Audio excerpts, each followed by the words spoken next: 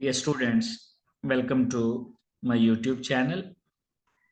Dear students, proton NMR, carbon 13 NMR, mass spectrometry और FTIR की detailed discussion के बाद हमने स्टार्ट की थी यूवी विजिबल स्पेक्ट्रोस्कोपी, जिसमें आज हम देखेंगे इंस्ट्रूमेंटेशन। और इंस्ट्रूमेशन में हमारा जो फोकस होगा वो सिंगल बीम स्पेक्ट्रोफोटोमीटर होगा।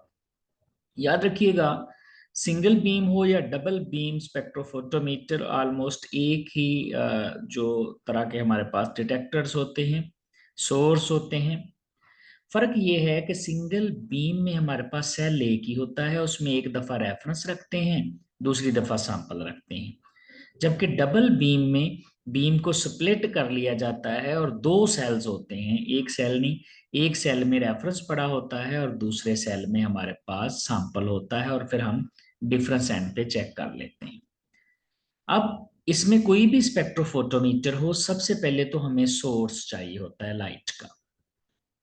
अब सोर्स में हमारे पास हाइड्रोजन या ड्यूट्रियम लैंप भी हो सकता है, जिसकी रेंज 160 से 380 नैनोमीटर है। जीनॉन लैंप हो सकता है जो कि 250 से 600 नैनोमीटर। और टंगस्टन फिलामेंट जो है, इसकी रेंज बहुत ज्यादा है, 240 से 2500 नैनोमीटर तक। तो ये डिफरेंट सोर्सेस हैं। सोर्सेस से हमें रेडिएशंस मिलेंगी। ये रेडिएशन जाएंगी लेंस में, फिल्टर्स में। अब जो फिल्टर्स हैं, ये जो लेंस हैं, ये फिल्टर करते हैं रेडिएशंस को और हमें एक नैरो बैंड दे देते हैं वेवलेंथ का। आमतौर पर इनको हम कहते हैं एब्जॉर्प्शन फिल्टर्स। कलर्ड ग्लास होता है ये।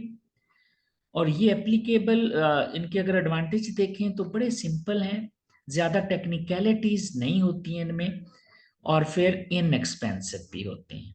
डिसएडवांटेज ये है कि विजिबल रीजन में यूज होते हैं और फिर कोई इतने अच्छे सिलेक्टर्स नहीं होते।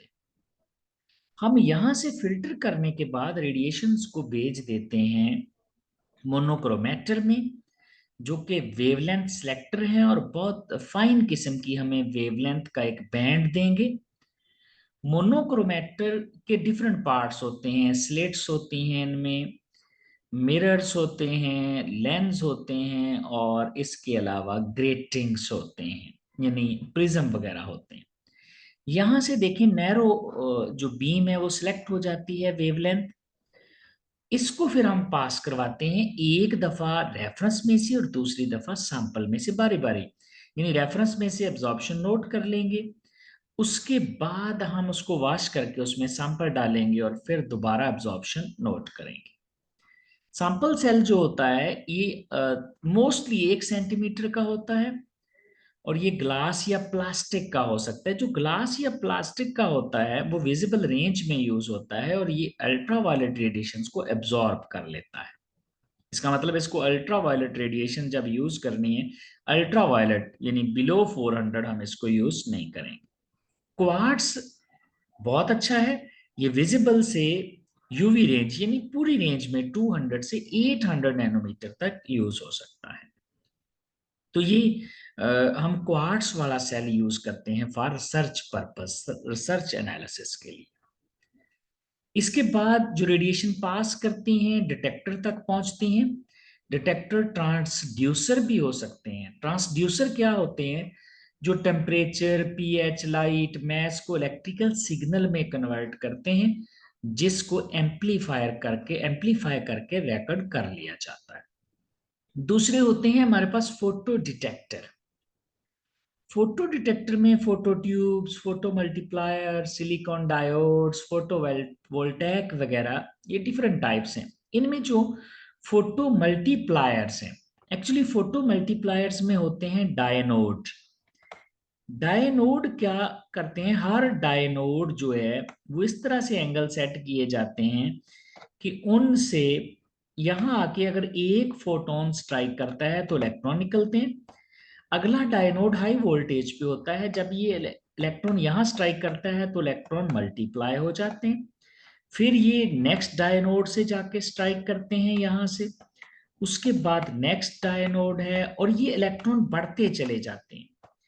जो एक फोटोन होता है वो 10 रेज टू 6 इलेक्ट्रॉन जनरेट करता है, यानी इतना मल्टीप्लाई हो जाते हैं फोटॉन्स, फोटो मल्टीप्लायर। तो ये डिफरेंट डिटेक्टर्स हैं जो हम यूज कर सकते हैं यहां पर। अब डिटेक्टर्स के बाद जो रेडिएशंस हैं उनको अगर तो जो सिग्नल है वो वीक है उसको एम्पलीफाई कर लिया जाता है, बड़ा कर लिया जाता है एम्पलीफाई करके, और उसको भेज दिया जाता है रिकॉर्डर में, जो कि कंप्यूटर है वो सारे डाटा को रिकॉर्ड कर लेता है। उसके बाद हमें इस तरह का स्पेक्ट्रम मिलता है जिसमें एक्स एक्सिस पे वेवलेंथ और वाई एक्सिस पे एब्जॉर्प्शन होती है। नेक्स्ट लेक्चर में हम डिस्कस करेंगे डबल बीम स्पेक्ट्रोफोटोमीटर। तब तक के लिए थैंक यू वेरी मच।